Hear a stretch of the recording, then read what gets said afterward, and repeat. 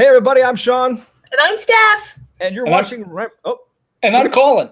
And this is Colin right here. And you're watching Rampant Live. I was going to introduce you, Colin. And you're watching Rampant Live. This is every Tuesday and Thursday night at 9 p.m. Eastern Standard Time.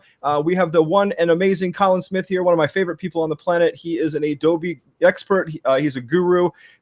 This man has saved my bacon more than once. Every time I have a problem, I end up Googling something and it goes to Video Revealed, which we'll talk about in a second. But that's his thing. He is an amazing person. And then his wife, Patty, is equally as amazing. So, yeah, welcome to the show, Colin. Yes, welcome. Thank you so much. Appreciate it. So, like I said, everything here is super casual, no agenda, but I think you're a fantastic human being, and I'd love for people to know your story. So let's start off first with how did you get started in the business? Okay, wow. That well, when you're 55 years old, then you got a lot of history going on. And I think a lot of folks like myself got into computers as a musician because I got into computers in the day of the Atari ST with 1 megabyte of RAM. And through that, I've always loved graphics. I always loved design. I've never trained as a designer, but the one thing that I always added value to was I understood technology. Didn't take me long for me to look at something and realize, okay, that's the potential. And these are the things that will hang people up. So I tried to make it in music. My wife and I picked up and moved to Vancouver, and I was a musician there for several years. We had a little baby, and then it was like, okay, daddy hat on, no more playing around, which I'm honored and I have no regrets.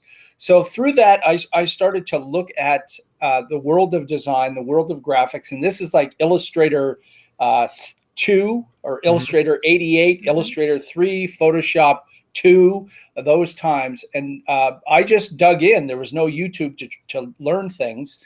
And I just, at that time, I was teaching myself freehand and PageMaker. And I ended up meeting a guy. I was working at a music store, and he worked as a technical guy at a package design company. And he and I hit it off. We were both musicians. We're both computer guys. And he came in one day and said, hey, I'm leaving my place. Are you interested in applying for this job? I'm like, yeah, what is it? He says, well, you'll be basically, the job is that designers are making stuff in Illustrator and they need to be checked. They need help because some of these guys are coming from doing it all with paintbrushes and they're just learning the computer. Would you be willing to do that? Absolutely. So I went down and interviewed for the job. He trained me a bit on Illustrator because I knew freehand and I got the job. And I loved it. And I most of my job was training people, was taking a designer, a poor old designer that's been in the job with like Paste Up and Blue Line and all of this old stat cameras. They used to photograph stuff with these giant cameras the size of a Volkswagen. And then they're moving to a tiny little 15-inch black and white monitor to do the same thing. It was brutal for them, but it was fun for me. And then I moved on to a retouching job, so Photoshop retouching, and I was working on, national projects, getting, national advertising. I had a partner. Then we wanted to kill each other, so we broke up. And Adobe called, and they said, "Are you willing to do this kind of a job?" And I didn't even know what it was. But when they showed me, it was essentially what I was doing before, but it was for Adobe. I absolutely fell in love with it. And I fell in love with enlightening customers. Like when they find stuff out and they have that light bulb go off, that kind of stuff just warms my heart. That's flashing forward to now. You're doing that now in a major way. You have a YouTube channel called Video Revealed.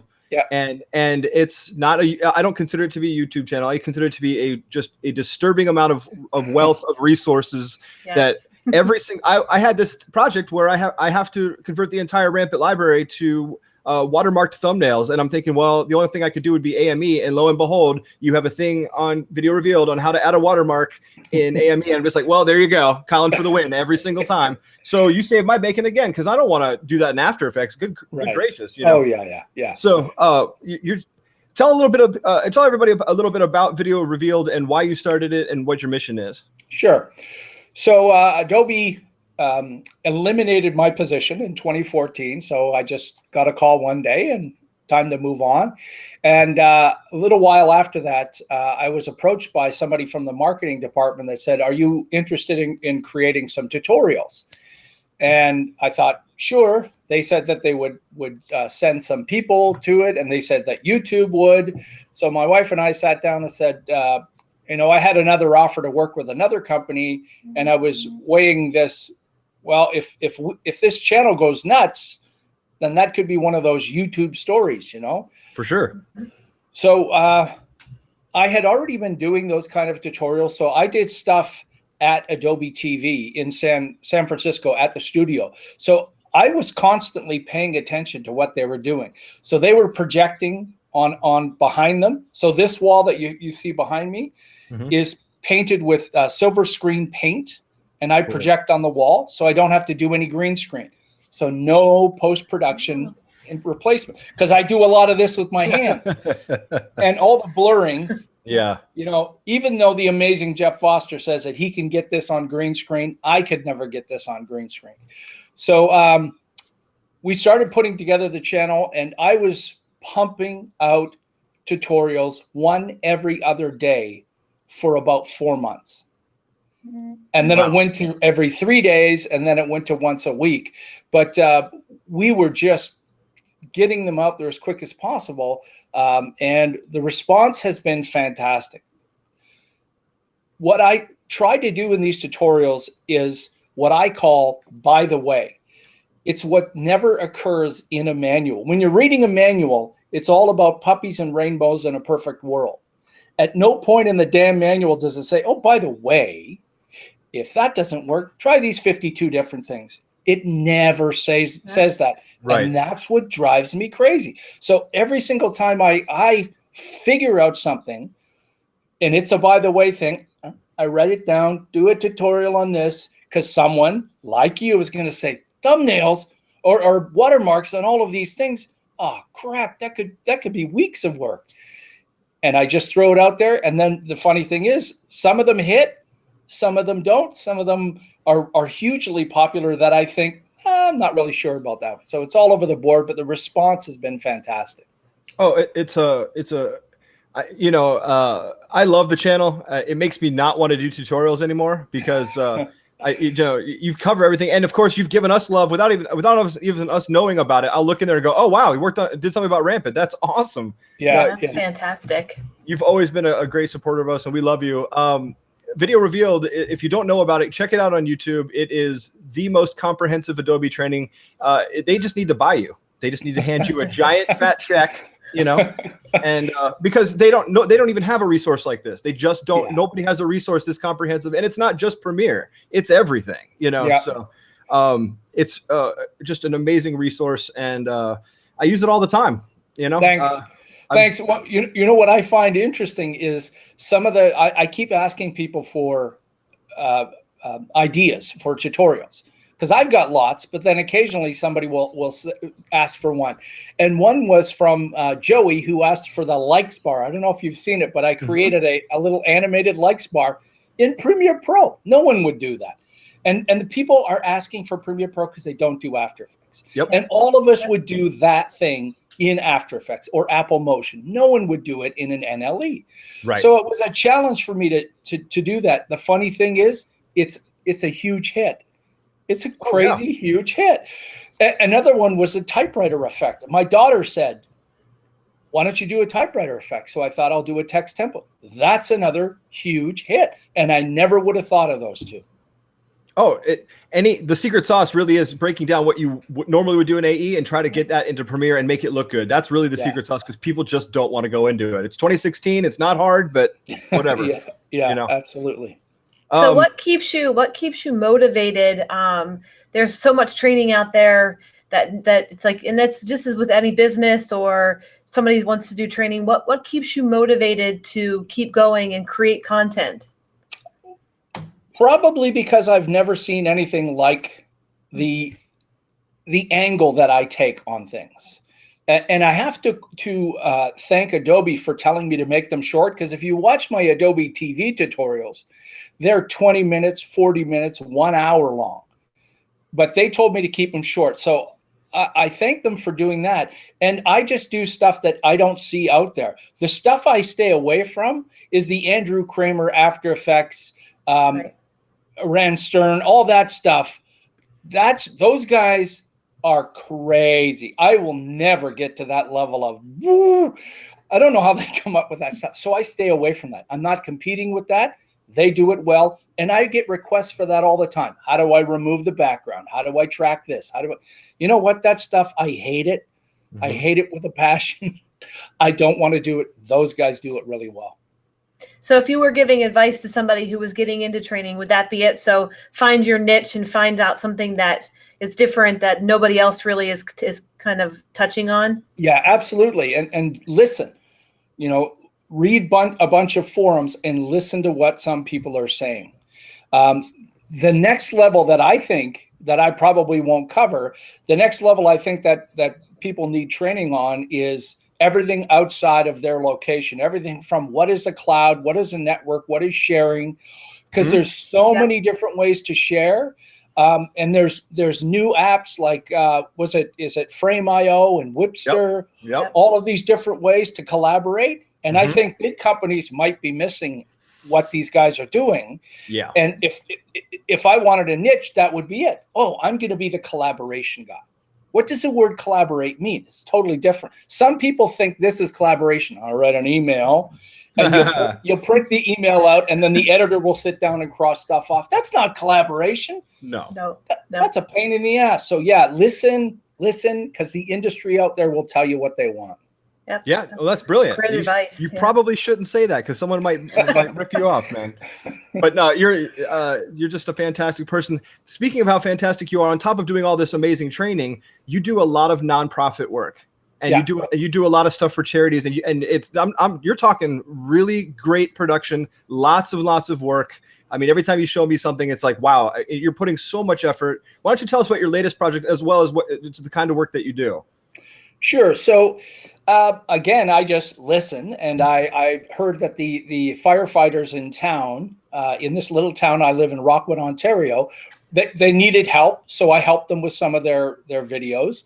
And then the word got out. They said, your stuff is good. You're going to get calls from other fire halls. And I'm like, bring it on. They need help. They don't have the funds. They don't have the creativity. They don't have the ability to go buy a camera and figure this out. So the latest one was actually a combination of a fire lab, the Waterloo Fire Lab, and the local firefighters, and somebody who donated a barn to burn. So firefighters usually get to a fire well into the fire. This allowed them to be in the barn while it was being lit. So they did some tests, and I was shooting inside the barn. You had to wear a little mask, but they were lighting hay with electrical spark. They lit it with a cigarette. They lit some rags with linseed oil on them, and we're videotaping all that. And the whole time they're doing that, the fire lab is taking readings and they're taking data. So they're marrying up the data to the video. Then when everything was done inside, everybody got outside. Then they lit the whole barn on fire. There were 2 drones over top. One was with our team, one was another team. And the press was there, and we were shooting video as they burned the whole barn down. That's amazing. That is wild. And even cooler, the fire lab had security cameras inside during the burn that worked for 2 minutes before they snuffed out. Wow. So I had the professor from the fire lab here in my studio when we're going over the footage, and it's typical security camera footage. Sure. And you could actually see it was you. If you didn't think it was real, you would swear to God it was CG, because the fire was going along the floor at the same time the fire was going along the roof. Oh, wow. And you could, it's like, remember in the Matrix, when they blow up the elevator and the door comes down, they filmed that upside down, right, with the fire, and then they flipped it, because I didn't think fire could do that. And I'm watching the fire, and this professor knows everything about fire, so she's saying, "Have a look at that. That's catching here. That swirling effect there is because it's getting fuel for the fire and it's spitting out over here. It's like, it was fun. It was fun. So forget about nonprofit and doing the right thing. It was fun. It's always fun when you get to burn things to the ground, for sure. Yeah, absolutely.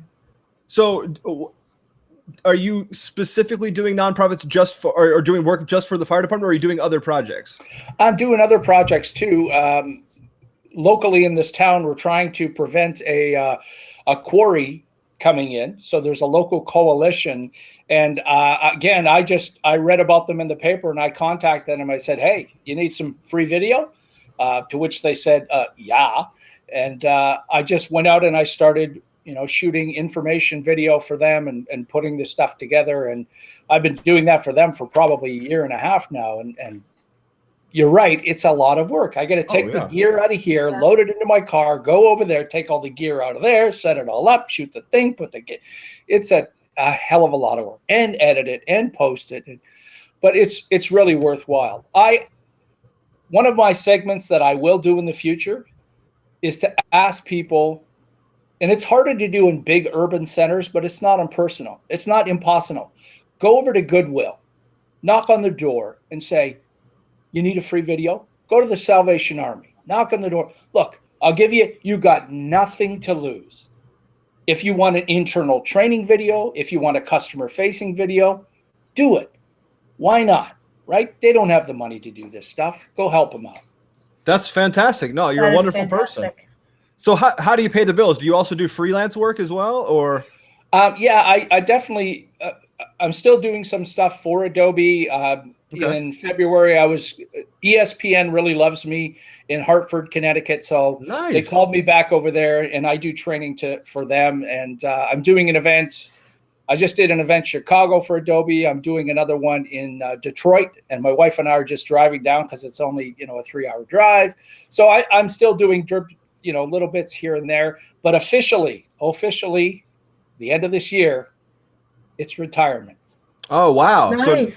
So now, is that being said, I said to my wife, Patty, I said, just a few weeks ago, you know what? I'll probably still do a video here and there for Video Revealed. I don't think I'm going to totally turn that off.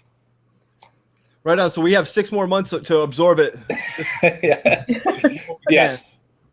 Wow. So if you could talk to 22-year-old Colin, what would you say to him? Well, here's what I really think is important, and that's what makes me valuable is problem solving. Mm-hmm. The days of being a specialist, gone. The days of trying to pretend that you can do everything, that's not there. But if you're a video editor and you also know maybe a little bit of music or maybe a little bit of After Effects, a little bit about networking, and you've got that in your back pocket, that's important. If you're coming from this as a graphic designer and you know a little bit of Photoshop layers and After Effects, that's great. And if you constantly absorb and listen, eventually you'll be in those situations where all hell's going to break loose in whatever you do. And somebody will ask, how the hell do we do this? Or we need somebody, I know how. Mm-hmm. And that's all it takes is one person to come in and save the day. And it doesn't have to be incredible or grandiose. Sometimes the simplest stuff that you think is obvious in the back of your head is not obvious to everyone else. Speak up and just, you know what? Have you tried this kind of thing? Well, what do you mean? Show us. Right. And you get an in, right? Yeah. So problem solving. As you two know, running a company, you're wearing so many hats, you're constantly problem solving. And that's what makes people valuable. Solve problems. Right. So don't consider yourself an editor. Walk in an editor position, but also be their SEO person, their person who handles their uploading, their encoding, answering any kind of social media questions. Just try to be as helpful as you possibly can. Yeah, absolutely. Yeah. And dig in and learn as much as you can of so many things. Don't be full of bullshit though. Yeah. Don't overextend, don't overpromise, but constantly learn. I love to learn. I never ever want to stop learning. I want to learn stuff constantly. That's That's the way you should live. Yeah, that's amazing. And I always subscribe to the philosophy of under promise and over deliver. You know, it's just, you know, don't try to, like you said, there's a lot of these kids just doing these crazy tutorials and go, oh, sure, I can do a, 3,000 frame roto job and sky replacement in 2.5 hours. Why couldn't I? Yeah. And just to be fair, so people know that casual delivery that I have during my tutorials, inside, I'm freaking out. Okay. I'm freaking the hell out. It's like, please work. Don't do that. Oh God. And obviously the stuff I cut out sometimes is like 10 minutes of swearing and frustration because something's blowing up. And I'm because I just tried this thing for half an hour. All right. I got this down. Perfect. And we're rolling. And what the? Oh man. Yes. I was just editing something today about that exact same thing where I was trying to replace an Illustrator file in a title in Premiere Pro. For 10 minutes, I finally realized this doesn't work the way that I was trying to do it. So if somebody watches the tutorials that I do, don't just think I'm sitting here, drinking an umbrella drink and whoa, they're hell. Oh, I'm right there with you. Yes. I've had some people say, "Oh, I just knocked this out on the bus." I'm like, really? Because I'm cursing and swearing and destroying equipment and curling up in a corner crying. But apparently, But no, I'm right there with you, man. Every tutorial I do, if it's a 20-minute tutorial, it's a 5-hour process. Yep. So, yeah. And some of them have taken me like a week to develop. Oh, sure, absolutely. Right? 'Cause I'm figuring out what the heck is this. And the really tough stuff, I just go back to my buddies back at Adobe, engineer buddies, and I say, what should I show in this? Why is this important? Oh, that's why. How do you do that? Okay, great. And then I give him a shout out. Duran Gleaves is one. He's on the audition team, and he just helped me. I've got an amazing remix tutorial coming up in a couple weeks. And I delve into the ins and outs of the ways to play around with it. And I was so happy because I used a bunch of music that I thought YouTube might flag once I uploaded it. And they didn't, because I'm playing it in chunks and pieces. So the whole thing, and I'm using popular music and I'm using it to show how, people maybe would do a temp track and then remix that. So that's an exciting one. Oh, I'll be watching that for sure. It's mostly voodoo. We talked with Kes about that. I absolutely love remix. Speaking of which, Kes has a really cool question for you. I'm not sure if you know it or can say anything, but he wants to know if you are aware of whenever the Adobe updates are coming out. And then he says, wink, wink. Well, here's the thing. And everybody that asks this should remember this. I'm not going to say when, because nobody really knows. Wow, fair enough. Historically, what Adobe did when they had a boxed product is they would announce at NAB and they would ship the boxed product 1 month later all the time because they had a hard date of shipping and manufacturing that they couldn't change. That all changed with the cloud, which is a good thing in that they can get more in and they can get it right. So now what's happened in the last 2 years, maybe 3 years, is they announce at NAB and they ship in June. It used to be May, now it's June. That's not official, but if you look at last year, that's what happened. And then they have an announcement at IBC in September, and then that one comes out October, November with a dot release, which is not that's usually a big one too, because that's stuff that didn't make it into NAB, which is still, some pretty crazy cool stuff. I think the video engineers, the After Effects, Premiere Pro, Audition, those teams create the most incredible updates. Oh, I'm looking forward to all the video updates for After Effects. I can't wait. Yeah. And I think the cloud is great. As a small business owner, the monthly payment for the cloud for me is, the CFO is right here. It makes so much more sense for us than dropping, $3,500 or $4,000 on the master. And now you're getting software that you would never buy in the first place. I would have never bought these programs, and now I end up using them. I use Dreamweaver, I use Audition, I use Illustrator, Photoshop, After Effects, Premiere. So I would have never bought Dreamweaver. I'd just sat there with BB Edit and hard coded it and just prayed for death, But Page Spinner. Yeah, there you go. You remember Page Spinner? Oh, I do. It would spit out little pieces of code that you would stick in there. Yep. That was my first. But the three of us come from a time where we remember seats like I didn't have one, but Power Animator from Alias was $40,000 for one seat. Yeah, oh yeah. And you rented on a Silicon Graphics machine that was maybe $200,000. Yeah. So it's what you get now in the box for Creative Cloud is stupid crazy. It's a no-brainer. If you're running a company and you can't amortize $500 over 12 months, you have a problem. Yeah, considering you don't need to pay brick and mortar anymore. A lot of these production companies have their people work from home, so running a facility is a lot easier nowadays. We run out of our house just to save a bunch of money, but it's just the cost of doing business, and it's really, really cheap. It's so cheap that we're able to buy. Unfortunately for Adobe, we're able to buy the Apple side as well because it's so cheap. And we have to support both anyway. But right. It's fantastic. We use it every day. I think the only thing I would say that is strange is their announcement to go from 30 days down to 7 days. That was kind of an interesting move for the free trial. That I don't know why they did that. They just announced that, I think it was yesterday. Oh, I didn't see that. Yeah, so that was kind of strange. But other than that, I'm a big fan and supporter of CC. I use it all the time. Actually couldn't do my job without After Effects. So wherever you all go with After Effects, I'm going too. So yeah. And talking about, running the company, the two of you there, Patty and I are exactly the same. As I was listening to you on the other night, you ask for it, and if you get it, great. And if Steph says no, it's no. That's the exact same thing. It works perfectly. Works perfectly for me. Oh yeah. They got the brains, man. Oh, absolutely. I'd have run this thing into the ground. I'd have had 12 reds and no home.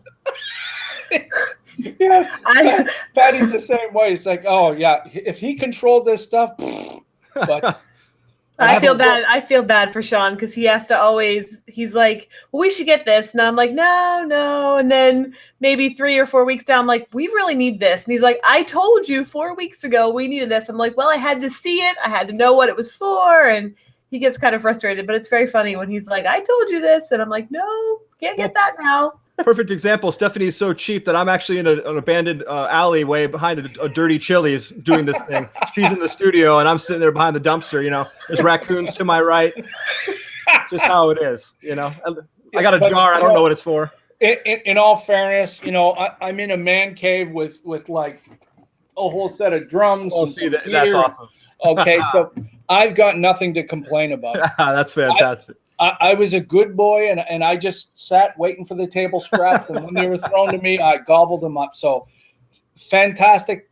We love our wives. They're brilliant. For sure. Thanks so much for doing what you do, right? Yeah, and Patty's amazing. If anyone gets a chance to meet her, we got to meet her at NAB. She's phenomenal. Brent has a great question. He said, what completely new effect would you like to see After Effects have? Meaning, what would you like it to do now that it can't do now?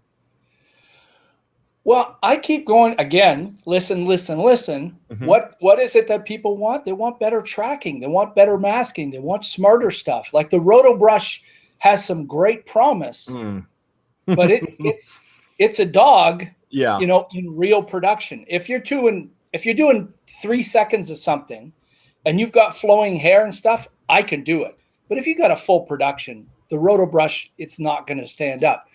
The tracking in Photoshop has gotten much better. Tracking in Mocha is good. I've never used anything in like Nuke or stuff like that, but I just think the whole tracking thing has to get better. Oh, I agree. But that's what I want to see. For the time being, you all have Mocha, so it's great. But yeah, the internal tracker would be nice. The RotoBrush was a great idea. I feel like it's an unfinished product. Yeah. I've tried it 3 or 4 times, and you have to have a scenario designed for it, for me, in my experience anyway. Yeah.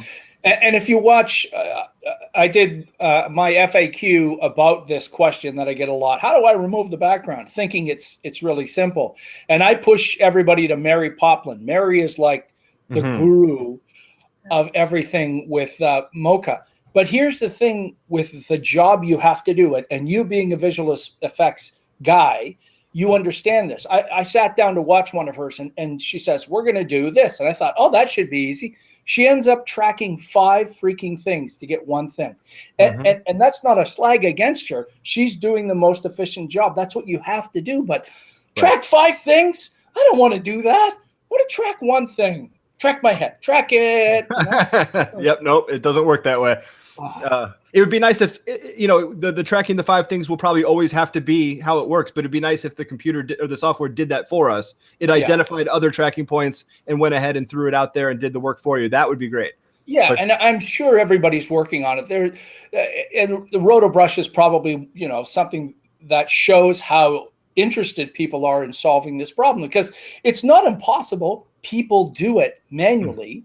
Right. Yep. Manually / automatically, right? So you go in there as a human. So what is it that a human is doing that an automated process can't do? Maybe we need AI.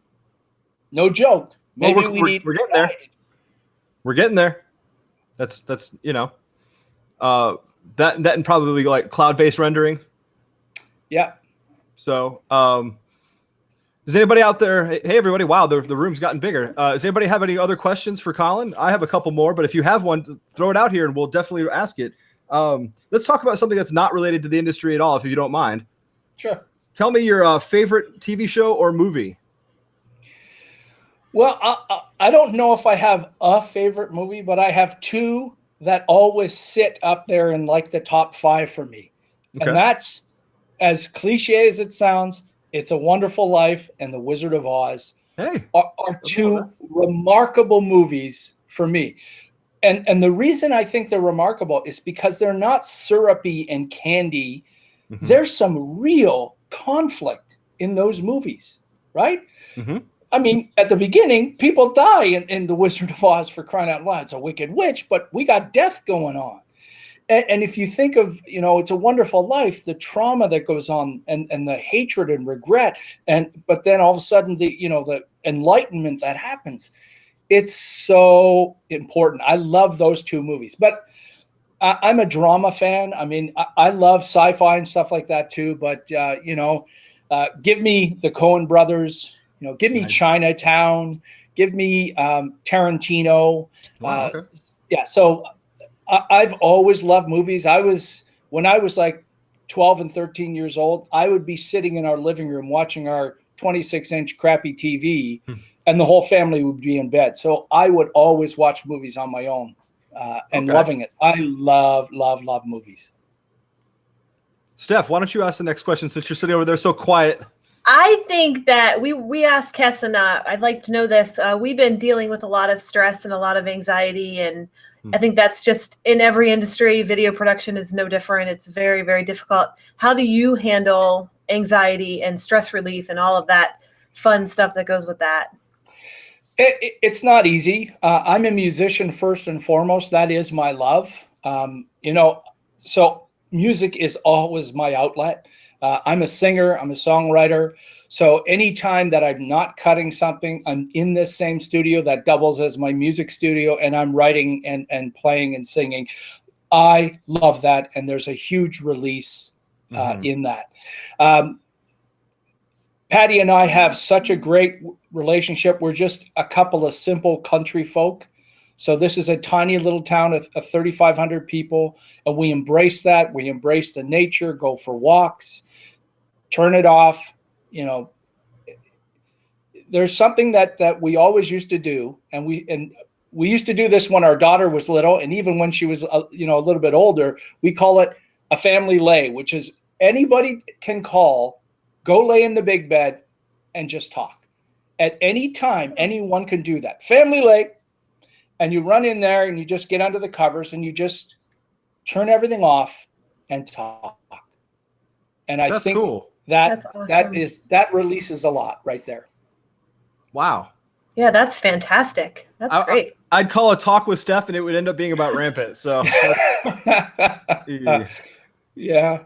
I know how you feel, though. I gave up music to go to Hollywood, and it was my biggest regret. I used to play drums 8 hours a day, and the day I got on my first feature film, I've never played drums since, and I regret every minute of it. So I miss music, and I completely understand. I'm jealous. You've got a great room back there, so I might sneak in there and just hide. Yeah, this has been my dream forever. I mean, I put music on hold. I sold every single thing I had when our daughter was born. I did the right thing as a dad. Mm-hmm. We raised our daughter, and I concentrated on that. And that is the most rewarding and honorable thing that I've ever been given a gift to do: raise a human being with my wife. That, hands down, no problem. But the day that we paid off a business loan, because while I was a retoucher, we stuck our necks out and took a business loan and became partners in this retouching venture. The day we paid off our loan, after all that was done, Patty turned to me and she said, "Remember how I told you could buy that keyboard when we paid off the loan?" She didn't get the word keyboard out of her mouth. I was in the car driving down to the music store to buy a keyboard. Again, puppy, waiting for the table scraps, be a good boy. And then I got the benefits of it. That's amazing. That's goodness gracious. So do you do a lot of composing then? Do you do anything on the side? Or I don't do a lot for other people, but I'm writing music constantly for myself. I'm working on my second album. My first album you can go and find on SoundCloud under doing that. Raven House Poets. Raven House Poets. Yes. I'm going to do that. Okay. Yeah. So my first album I recorded, again, I saved up some money. A good friend of mine, Brent Bodrug, who had a studio. He's a producer in Toronto, and I've always wanted to work with him. He worked at the music store with me when we were both younger. And that was the most incredible 2 weeks ever of creativity, because I brought in family members. My two brothers are great singers, so they sang on the album.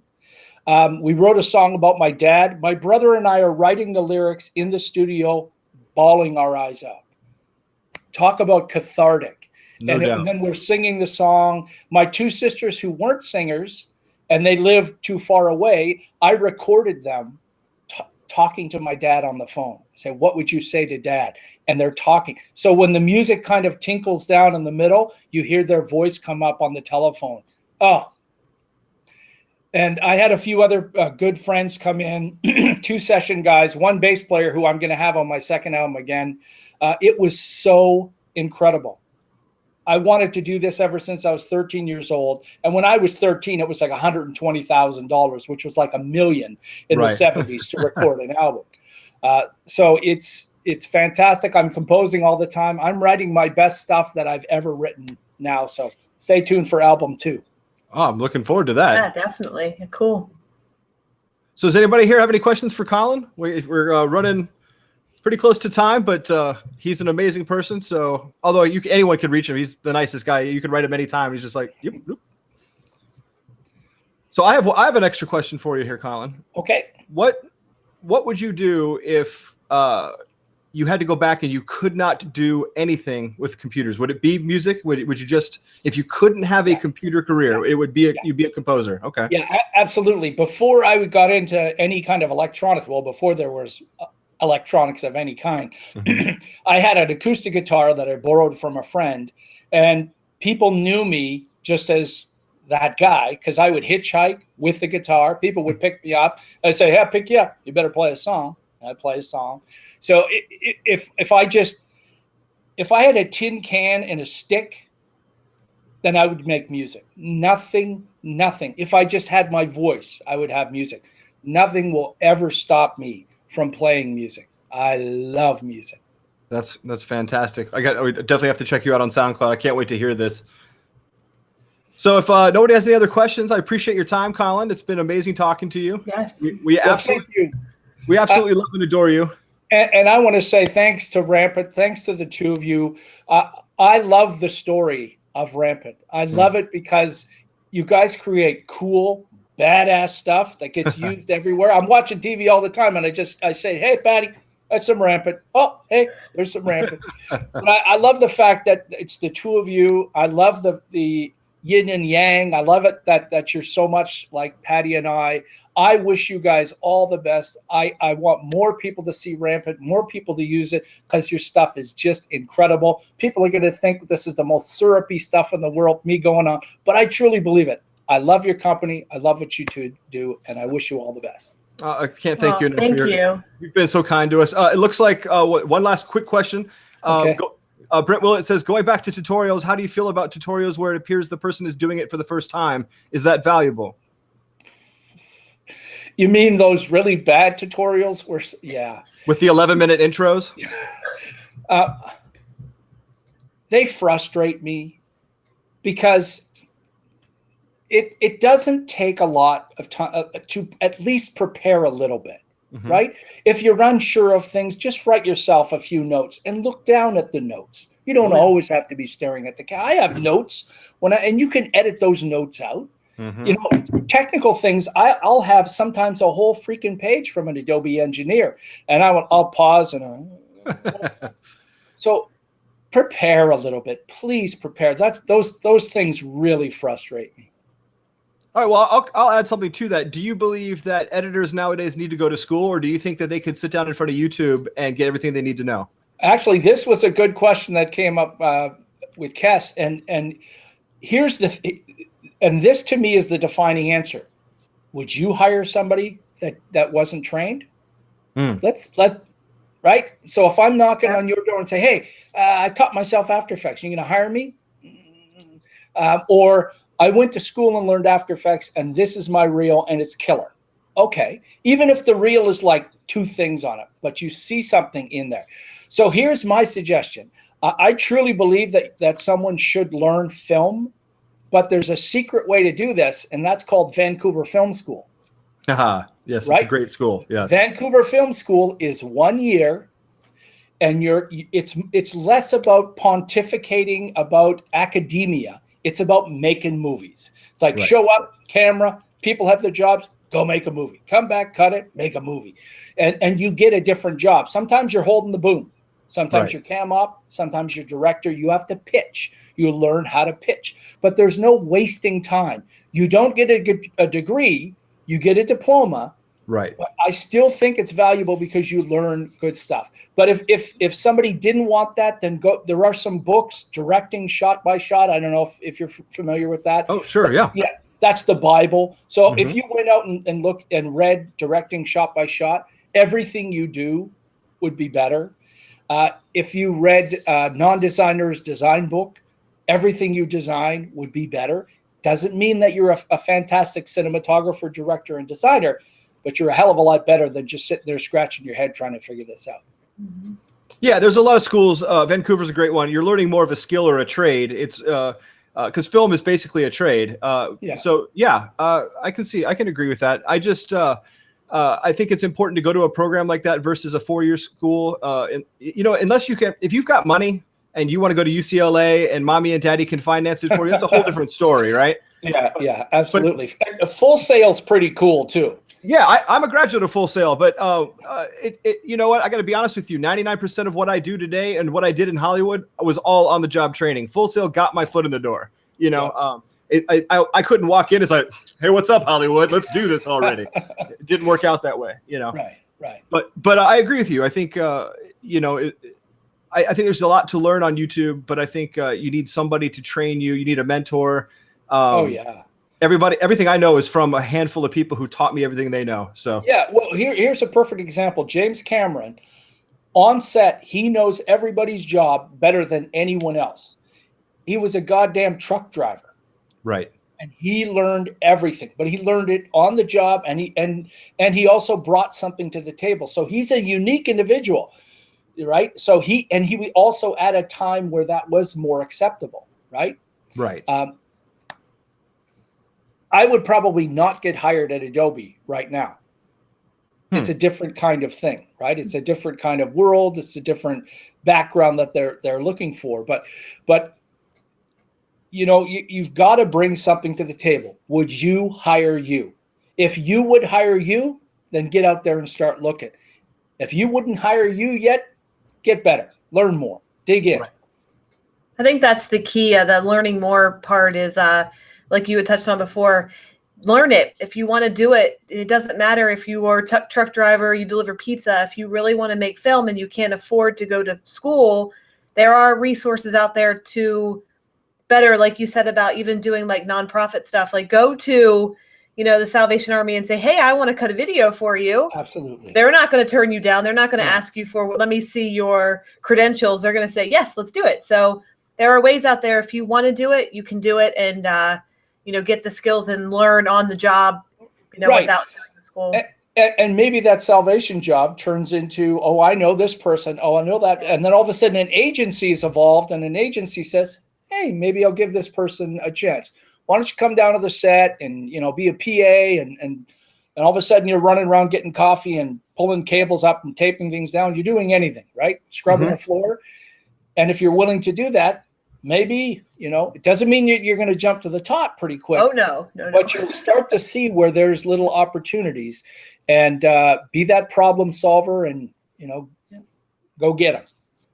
So what would you say to people just now getting into the business, whether or not they've gone to film school? Today is the day that they start in the film industry or video industry.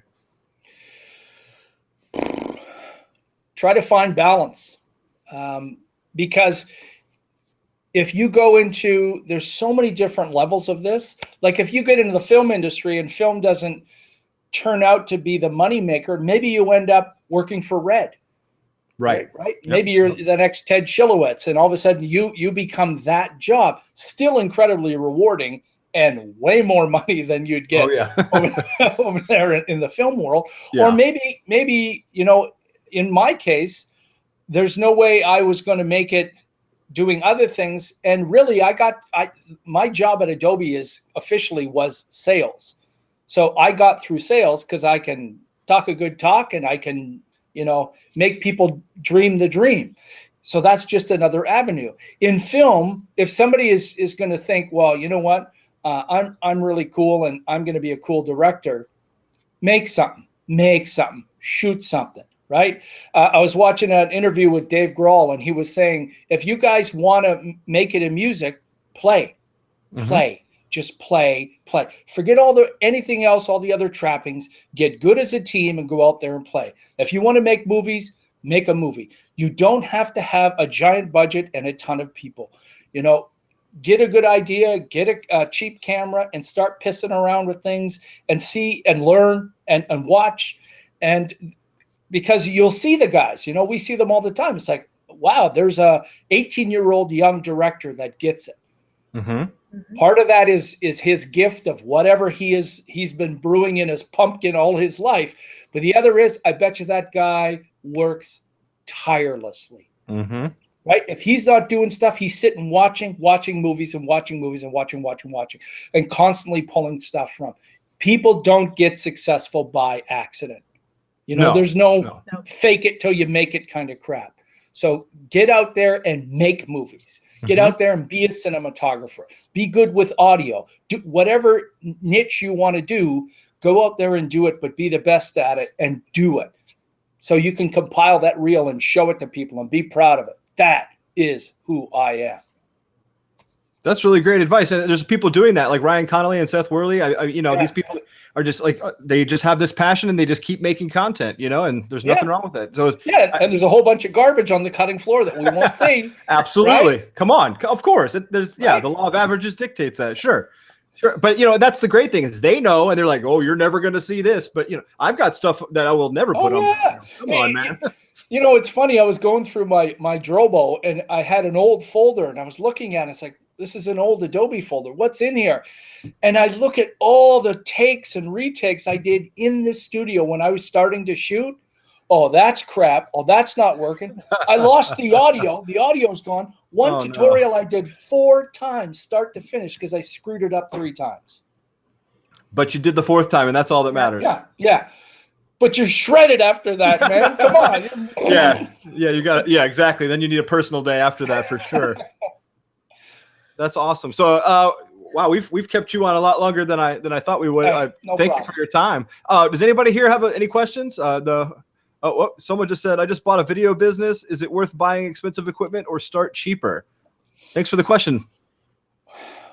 Well, why do people have to own their cameras?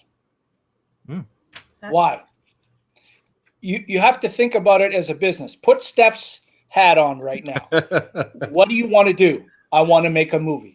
How much will that movie cost? Well, I'll buy a camera. Why?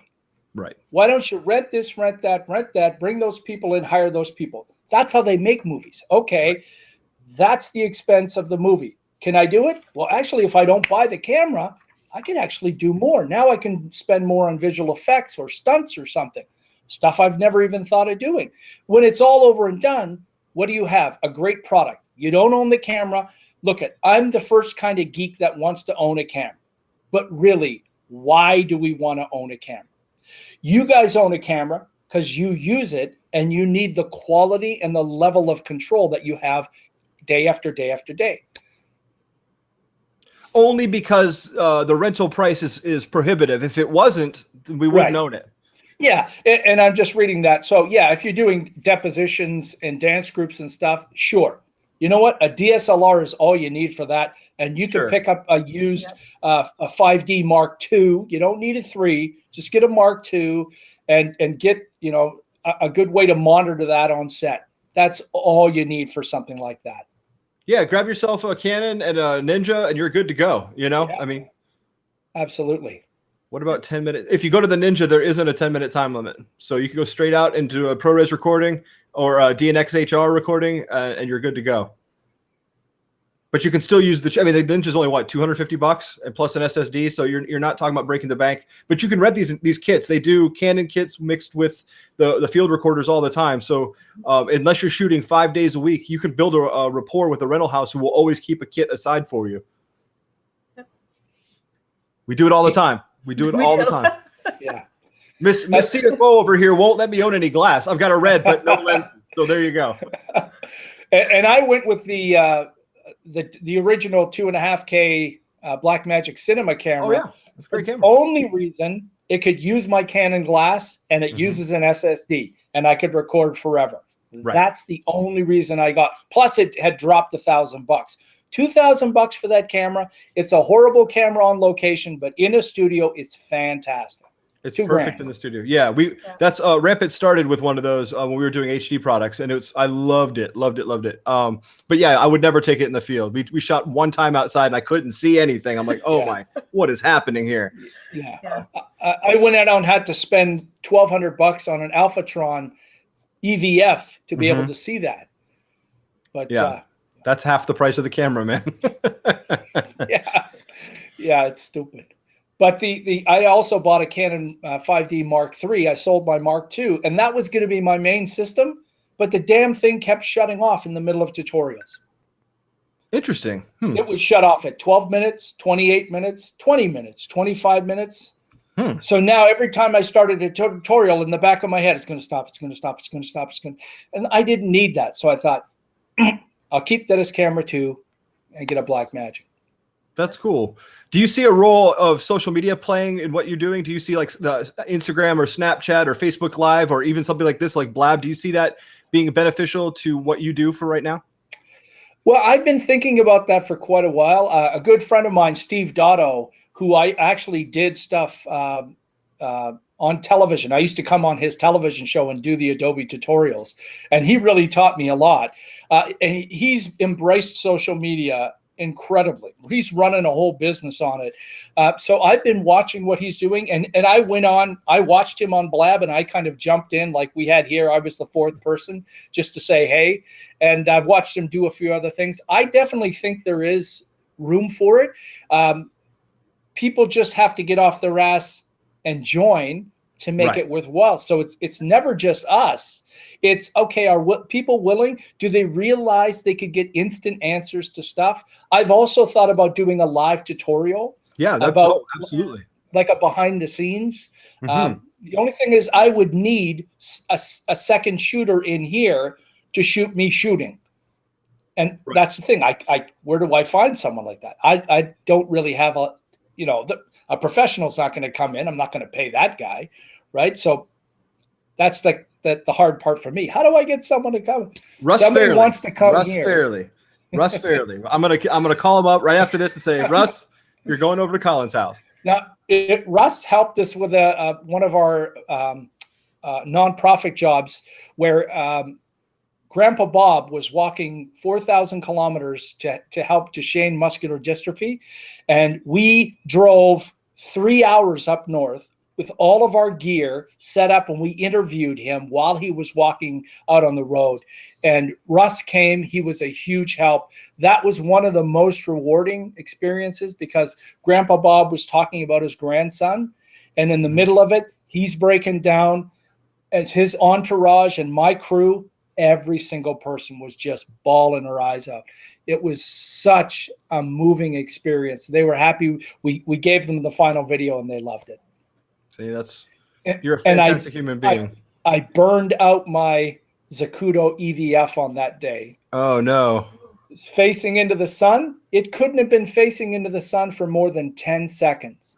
I had the lid off, looked in it, yellow dot, burned my EVF. I still use it with the yellow dot. Hey, you got to do what you got to do, you know? That's right. Well, and if you don't shut me up, I'll go all night. So, hey, you know, if anyone has questions or whatever, you know, I just feel bad for monopolizing your time. But if you've got more time, that we've got the time. Yeah, it's not bedtime till 10:30. For Steph, it's bedtime at 6:45. I don't do well at night, but this is good. I can handle this. Hey, when I talk about balance, you know, that's one thing that Patty tells me about that I believe in. She says that you got to have balance, you got to have sleep. I used to be a night owl. I'm not anymore. I get up early, but I go to bed and have a good night's sleep. Wish we could get that one up there in the other corner to take that advice. I don't disagree. My brain and my body hate me. So it's just, you know. You've got another question from, did you see the clown? He says, what is your favorite audio microphone for event filming? I can't say I have a lot of experience with a lot of mics. I have a pretty expensive Sennheiser shotgun mic. I don't even know the model anymore, but it's like a $1,200 mic, and if I rig that up overhead in here in the studio, but I also take it on set with me. I also bought a Rode blimp with a dead cat, so I can do the whole deal and have that. So Sennheiser, you can't go wrong with anything from them. Although you don't have to blow the budget on that. Rode makes some great event microphones. And also check out Beach Tech. I just did a recent tutorial about audio gear. Check out Beach Tech, TEK. They make amazing, inexpensive preamps. Yeah, I love the Beach Tech. The other great thing is you can mount it on the tripod underneath the camera. So I love that. Yeah. We love the H1s, but it's not for event. We just love run and gun. We love the H1. Yeah. Well, I love the Beach Tech stuff because it allows me to record with Phantom Power directly into the Blackmagic, so I don't do any sync. I don't want to do that. I take the SSD, I stick it in my Z800, I drop it on the timeline, done. I don't want to do any sync. Eric Addison says he uses PZM mics. Those are great. Yeah. I'm not an audio guy, so I do very little audio work. Any opinions about the Craft camera? That's interesting. Do you have any thoughts on the Craft camera? The Craft camera? Yeah, it's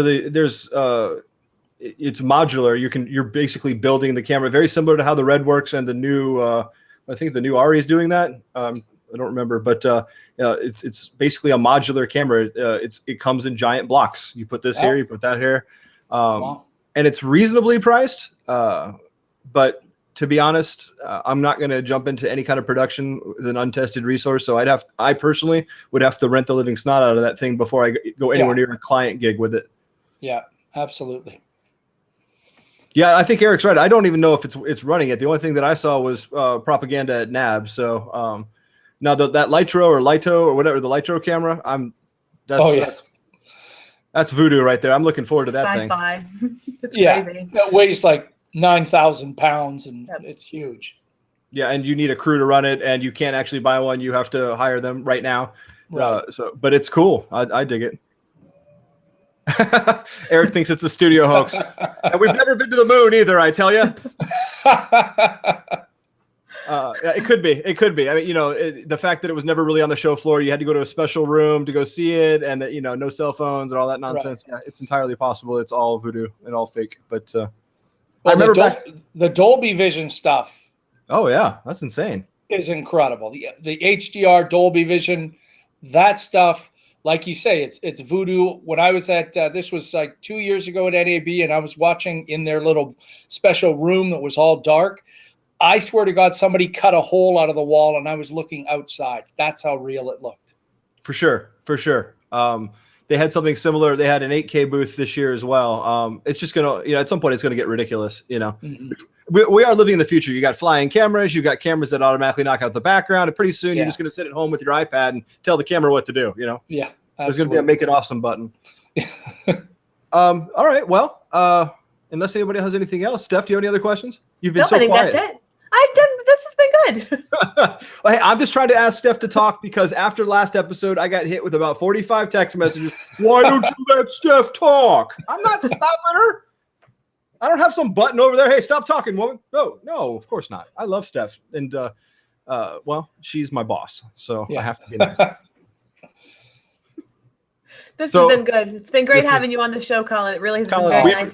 We truly love you, Colin. You've always been kind to us. See, the thing is, when you're a small company, you get no love in this industry. That's just the straight facts. And there's very few people out there who've been kind to us. Colin has been one of the most amazing people to us. And it was at the time when he was working for the big monolith. So there was no reason for him to ever talk to us, or let alone acknowledge us. So I can't thank you for all the love and support you've always given us throughout the years, Colin. I really thank you very much. Let's just hope everyone else out there go down to the Goodwill and for sure, find a woman's shelter, knock on the door and say, do you need videos? Do you need any production?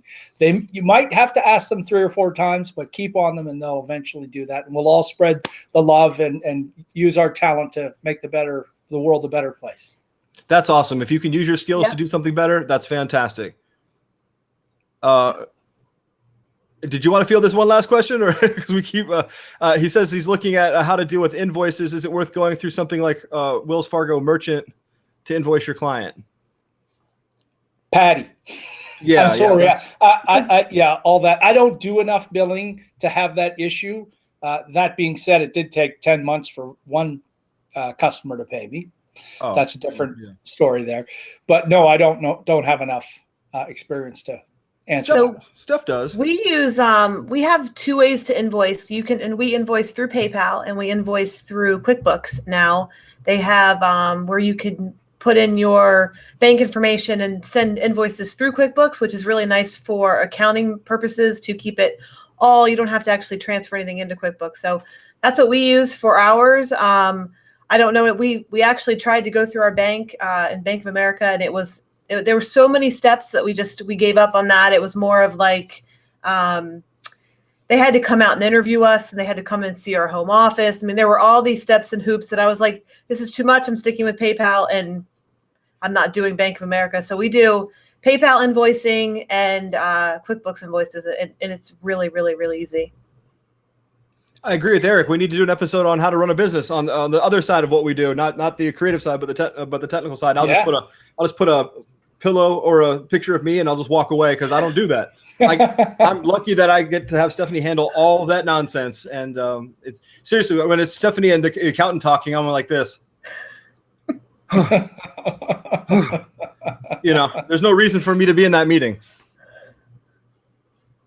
Let's see what else he says. He says, I'm looking at marketing iPhone shot and edited videos as a quick turn. We tested them at shot and edited in less than 30 minutes, planning to charge less than $100 each.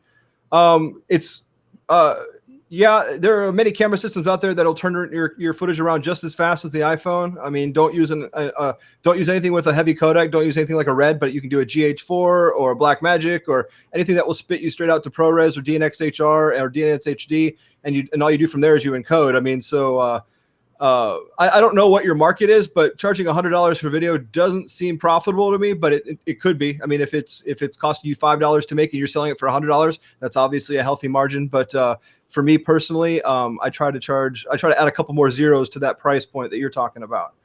But then again, I don't know what specifically you're talking about.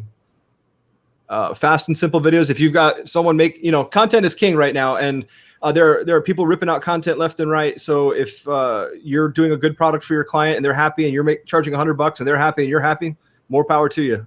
That's cool. I can't do that. So, but that's awesome. That's very cool. What about you, Colin? I mean, would you knock out a video for $100? I mean, you do stuff for free for charitable reasons, but for a client, I'm not sure you would be very happy if they called you up and said, "Hey, how about I pay you $100 to do something for me?" Yeah, I don't know. it's also expectations. Sometimes Right. $100 is just going to be a whole can of worms now that they're expecting, visual effects and Lord knows what. So I won't be at max this year. No. Oh, No we got to max. get you. We got to get you to go to NAB again. Well, if you're retiring, then there's no Yeah. reason. NAB's crazy. So Yeah. Yeah, I didn't go there this year. Last year, Patty and I just said at the last minute, what the hell? We just got on a plane and flew down just for the hell of it. I think that was probably the last time. yeah, no, it was a treat hanging out with you. We all hung out at some hotel afterwards and hang out with the guys from Whipster, and that was phenomenal. That's what I love about NAB. It's really the network. I can care less about the tech because 99% of that I can find out online. So it's really about the people. Like I got to meet the world famous Eric Addison for the first time. That was awesome. We got to actually speak. I mean, we've passed each other and at the booth and all, but we've actually got to have more than a sentence. So and that was great. Yeah, and if I could just comment on his comment, he says, "I've stolen many of your topics of your videos for Premiere Pro for user group meetings. Hey, share the love. Everybody learns from everybody. Share the love. That's what it's about." That's a great idea, though. Well, I mean, there's really, like I said at the beginning of this, Eric was having trouble logging in, but I said that you're basically the Avid guy. There's nobody out there who's got a more vast resource for Avid Adobe than you have, and there's just Video Revealed is the most comprehensive training I've ever seen, and every time I have the most obscure problem that you just can't find, I mean, you can go online and it takes you to some crazy forum where there's just a bunch of people yelling at each other. This is not the right forum for that. I'm an angry man. No, I don't need that. I'm trying to solve a problem. I hate forums. Oh yeah, me too. So that's why I love Video Revealed, because I just go, Colin's not yelling at me and I got my answer and I can do my job. Wait a minute, that's a novel idea. Instead of no, bump, this is not the right place for this. It's ridiculous. Yeah. What's the worst project you've ever worked on, meaning made you frustrated? Aside from this chat, that is. I'll tell you what it was. It was working with a beta version of the RotoBrush for Ted Schilowitz Camp Red. Oh, good gracious.